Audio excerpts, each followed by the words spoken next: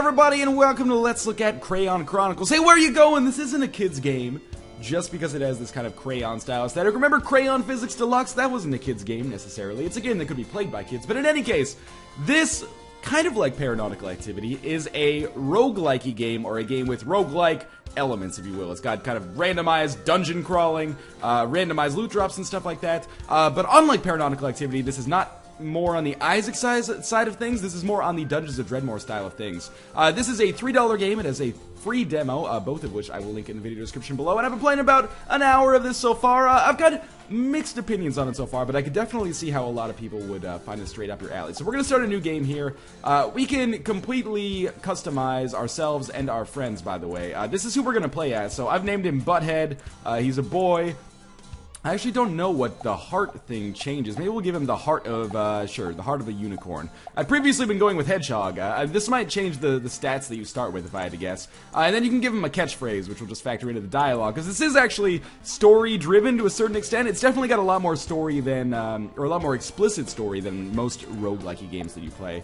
You know, we can also randomize our friends here, so, you know, we don't control, actually, like, I don't know if they ever become part of our party. These are just the people we're trying to save, so we can randomize their name. Sure, she can be Jizojo, and, you know, we'll make her look however we want. It doesn't really matter. Don't read too much into this, and so on and so forth anyway.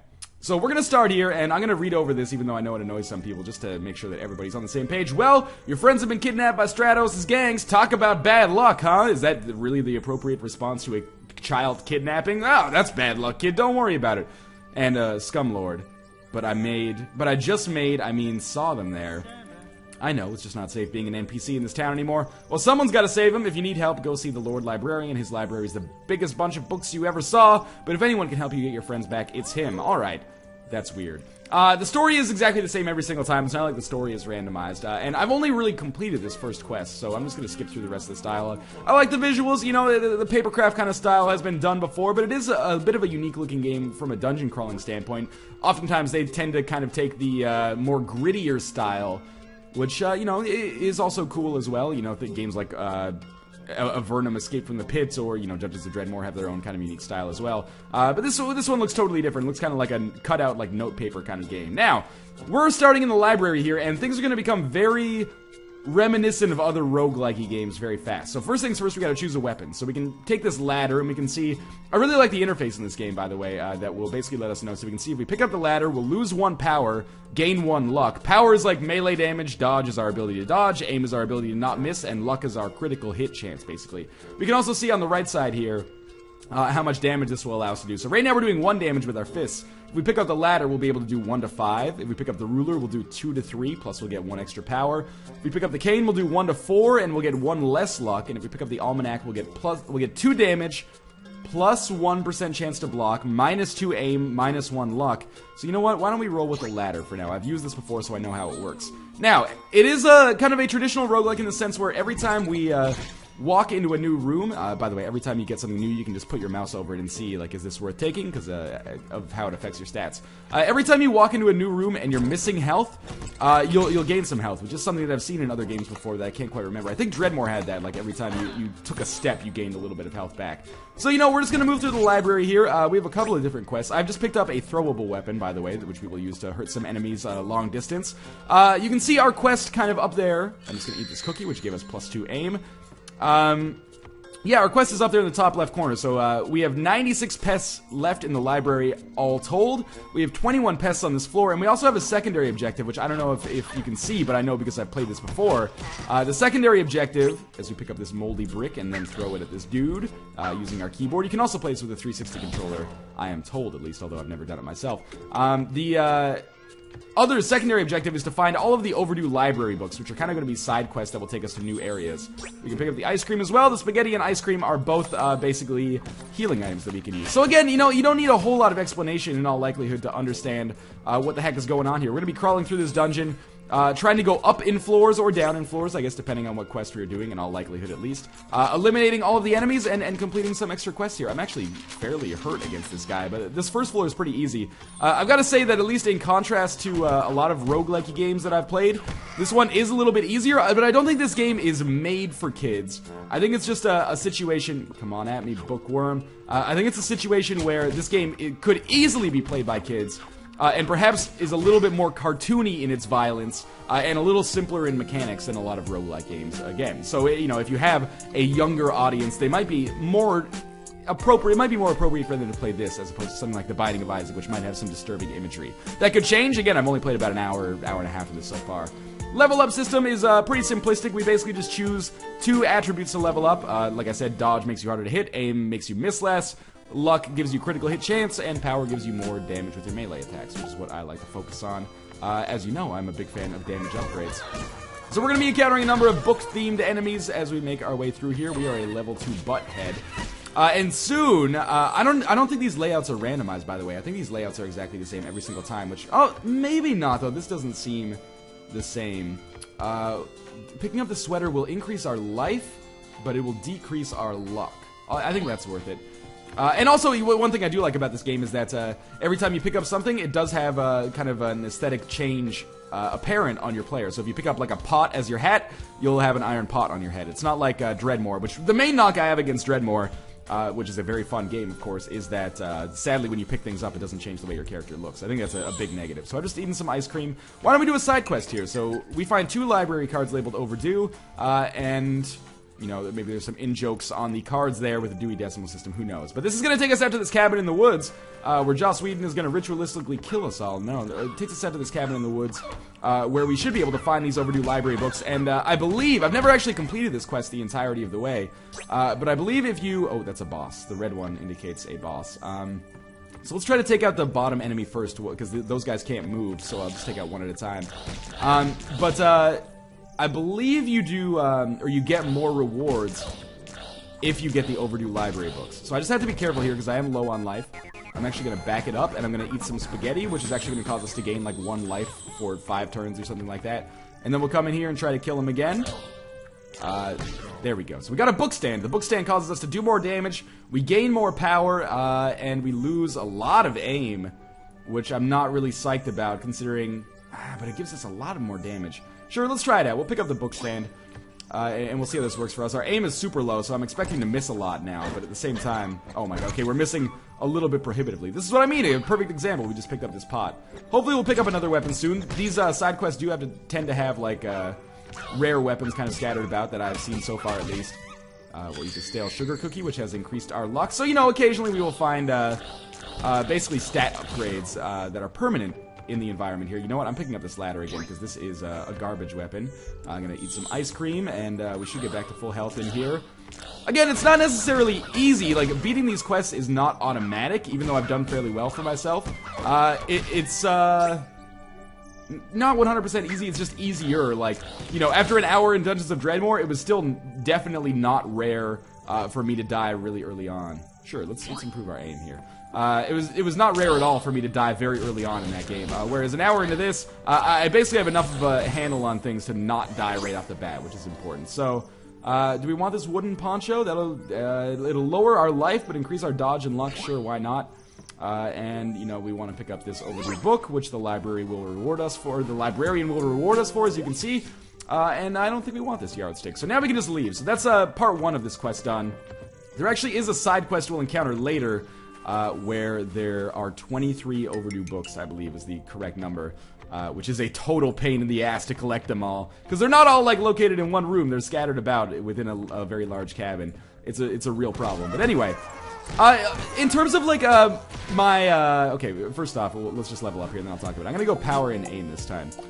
In terms of, remember when it started this, I said I had kind of mixed opinions, or a middling opinion of Crayon Chronicles. Let's talk about the good and the bad here. Good, Totally playable. It's fun. It's really accessible. It does not take a long time to learn. That also comes with kind of an associated negative, I believe, because let me just throw the ranged weapon at him here and skip my turn. The associated negative, I believe, with that is that mechanically it's maybe a little bit less deep than again a game like Dungeons of Dreadmore. Which apologies for the comparison, but it is going to be kind of a constant comparison here, given the kind of similarities between the two games. It is the closest analog they're the closest analog to one another that I can think of right off the bat here, because my experience with turn-based, grid-based roguelikes is not necessarily the largest in the world. But yeah, it's a little bit mechanically less deep. I mean, with Dungeons of Dreadmore, you had all those different kind of career paths that you could take, and the combinations of taking, like, oh, this time I'm going to be an engineer, pyromancer, necromancer, and rogue, and we'll see how this works out. That doesn't really exist here, at least as far as I can tell, so it does take away a little bit of the replay value, and mechanically, you can tell when you level up, just choosing an attribute or a couple of attributes to boost yourself up is a little bit of a shallow leveling up system that doesn't, again, necessarily make it bad. I appreciate that this game is a more accessible roguelike, if you will, than a lot of other ones. But at the same time, I think that's going to mean that it's probably going to be less playable long-term, but I could be mistaken in that, of course. The other thing, visually, I think the game looks pretty cool. It's pretty unique. And the other positive is that it is totally super cheap. Again, there's a free demo available. I don't really know what the free demo entails, because as soon as I saw this, I just picked it up because I like, games with roguelike elements so much. I thought that would have killed him, actually. Man, I'm missing like crazy here. But yeah, so I picked it up immediately, but the game's only $3. You have to download the demo in order to... Oh, we're done with pests on this floor. Good. You have to download the demo in order to activate the game anyway, so you might as well just, like, check out the demo, honestly. We could get a dagger, but we can't really use it because we have a two-handed weapon right now. And here's going to be our other side quest on this floor. And again, it's going to be basically the same thing. So there's going to be a cave this time, I guess is the only difference. But we're going to be looking for some books that are overdue, for some reason, trapped in this cave down here. It's a little weird, like, it has this different kind of aesthetic to it, or different kind of narrative to it than your traditional dungeon crawler, which is usually like, oh, we've got to kill this evil monster. Instead, this time, it's more like, we've got this kind of like mundane tasks to accomplish. But it works, the gameplay is still fun, and, there's going to be people, you know what, why don't we pick up the owl on a stick? That's going to be pretty fun. I mean, that's the thing. It works. It's a little weirder than maybe you might be used to from roguelikes, but it's not really weird. It's only weird because, most of these are not really, most of these kinds of games, I should say, are not necessarily kid-friendly. I mean, they're not, like, a hyper-violent. There's not, like, violent murders in all of them. It's usually cartoon violence, but still. We have leveled up again here. What I do like, by the way, this time let's go with dodge luck. Let's keep ourselves relatively balanced. One thing I do like is that there is a turns taken kind of indicator at the top, and this really puts into perspective how much time you spent on the game. Like, we've been here for 12 minutes, and we've almost taken 1,000 turns already, which is kind of fucking absurd when you think about it. I'm not going to calculate the rate right now, but you probably can, because you're not focusing on this hard-ass dungeon that we've got here. And the other thing that's kind of cool about this game is that you can play it at a much faster pace than a lot of roguelikes. Assuming you know what you're doing, it's fairly easy to just kind of hold down the mouse button to kind of indicate where you want to go, and then, click as fast as possible. And assuming you've calculated things effectively, find yourself in a position that is not too dangerous. So I like the game. I don't think it's the best roguelike I've ever played. If you haven't played Dungeons of Dreadmore yet, what is this? Yeah, that's definitely worth picking up. If you haven't played Dungeons of Dreadmore yet, I would probably encourage you to pick that up instead of this. It's going to be a little bit more expensive most of the time. I think it's $5 versus $3, but, hopefully that's not a deal breaker. There's our library books. We also get the puffy face here. What this does, after I kill this guy, I'll let you know. And this seems like a better option as well. It allows us to do more damage. Oh my god, my life is so low. If we just stand still, I think that thing will get off us. It did. Okay, so we were immobile for a second there. Let's eat the spaghetti and get back up on health. I forgot what I was going to say, but hopefully my point got across. Yes, Dungeons of Dreadmore, I feel, is a better game than this, but, if you're already sick of Dungeons of Dreadmore, as a lot of people might be, considering that came out like 2 years ago now, I think it was May 2011, then maybe consider checking this out. This is a game that you could totally have, an afternoon's worth of fun with, and the price is definitely right, considering that. So we're going to make our way through the rest of this floor. I'm going to play this game for a little while longer and see if we can't beat it, because see if we can't beat it, the Northernlion story. Because as we move forward, none of those seem that useful to me. As we move forward, by the way, this puffy face will give us extra max life. This is one of my favorites, kind of, not trinket, but maybe spacebar item or active item that we can get here, analogs anyway. Yeah, as we move up to higher and higher floors, we'll encounter more boss or champion type enemies, and we're going to be more likely to die. And, you know, I have died when playing this game, as you might expect. So, in about 15 minutes, we've cleared out our first level of the floor here, but there are still 75 pests left to go, so our work is very far from being over. I'm just going to make my way through here and come up to where I think I remember the entrance to the next floor being, maybe around here. My grid-based navigation should be pretty good considering how many of these I've played, but sure, let's go up to the second floor. And as you can see, there's 35 pests left on this floor, and we'll also encounter some new enemy types, which will vary in difficulty. These crabs are kind of annoying sometimes, but we'll also level up fairly repeatedly, so I'm not too concerned about things yet. The main game face, I actually prefer the puffy face for the extra HP it gives us. The main criticism that I have is that it is kind of a pain in the ass just doing like these like 100% permanent elimination quests. Like, I kind of prefer when the quests in a roguelike are kind of, I don't know whether to say, if I'm phrasing this correctly, but like externally driven or internally driven, where it's like your goal is to kill this monster. I kind of hate these like WoW style quests where it's like your goal is to you know, kill every single enemy in this area, because I find after a while that gets tedious. Why not just have the goal be, you know, kill this boss? And, you know, let me make the distinction of when I'm strong enough to kill the boss. If I make a mistake, that's on me. We also got a ranged weapon here, which is an element that I haven't talked about yet. But basically, these are weapons that have charges. I wonder if I can kill that dude before he even gets to me. Yes, we can. These are weapons that have charges, so as we, like, walk or attack, this harpoon gun will gain more charges, which will allow us to do damage to these enemies from afar. Hopefully that makes a reasonable amount of sense there. Yeah, so I prefer when it's just like, hey, beat this boss and then move on, the same way it is in Dungeons of Dreadmore or Isaac or, you know, Paranautical Activity, which I just played recently. Hopefully that video has been up on the channel. Otherwise, this won't make any sense. We use the game face on ourselves to increase our max life. We actually have a pretty good run here, I gotta say. And all these faces, by the way, are basically just ways to, they each have kind of unique effects that are, you know, varying. Like, the game face allows you to confuse enemies, but I prefer the one that allows us to just get extra max life here. And unlike Isaac, picking up the same item and then using it allows us to get our recharge right away. So there's still 18 pests left on this floor. As you can see, not too many problems so far, but this actually is a boss here. Bosses are usually outlined in red. And hopefully we'll be able to level up again soon. Remember, every time we enter a new room, we gain some extra life, which is actually really useful and sometimes borderline essential in planning how you're going to do things. I hope we come across some rare weapons soon. I mean, they are rare, as you might expect, but I have encountered a decent number in my time with the game so far. So, you know, in terms of, like, am I recommending or not recommending Crayon Chronicles? Yes, Crayon Chronicles, sorry. Oh my god, I might actually die here. Well, that would be convenient considering we're about to end the video. That guy with the book is a genius. I think I might actually die here. Well, it's perfect timing then. Let's throw this javelin, and somehow I'm still alive. We can harpoon this dude, and maybe he won't be able to attack us. If I move, the problem is that it's not going to save me. Alright, we've been killed. Which is basically entirely a result of my arrogance.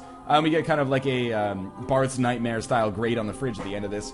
And as well as the stat upgrades here. I'm not sure what the calories burned thing is. That might literally be like, oh, you played for 16 minutes, you were burning 2 calories a minute. Anyway, do I recommend Crayon Chronicles? Do I not recommend it? I recommend it with an asterisk. The asterisk is, this is not going to be, in all likelihood, the best traditional-ish roguelike. It's obviously not ASCII. But, you know, dungeon crawler with roguelike elements that you've ever played. I think if I had to choose, you know, from the games in this kind of pool, I prefer Sword of the Stars the Pit, which I haven't mentioned at all yet. But Sword of the Stars the Pit, which came out a little bit earlier this year, is kind of similar with a sci-fi aesthetic. I like it a little bit more, but it's also, you know, $10 instead of $3, which Crayon Chronicles is. And I much prefer Dungeons of Dreadmore, which is $5 and kind of more similar to this kind of game. It's got a lot more depth and I think a lot more humor and kind of joy contained within it. But at the same time, this game's totally fine. There's a free demo available, and I will link to that in the video description. And you can also pick up the full game for $3 if you want to. And I don't dissuade you from doing so. I think this game is totally okay. Just because it's not the best doesn't mean it's not worth what they're asking. And, you know, again, this is all, of course, in my opinion, but hopefully a few of you decide to check this out. At the very least, check out the free demo if you need a roguelike to play on a rainy day this week or weekend. If your summer vacation is coming soon, this might be something that you can spend, you know, an afternoon with very, very easily. But again, as always, in any case, thanks for watching. Be sure to peep the video description for a link to the demo and the store page. As always, I hope this video was entertaining. Thanks for watching, and I'll see you next time.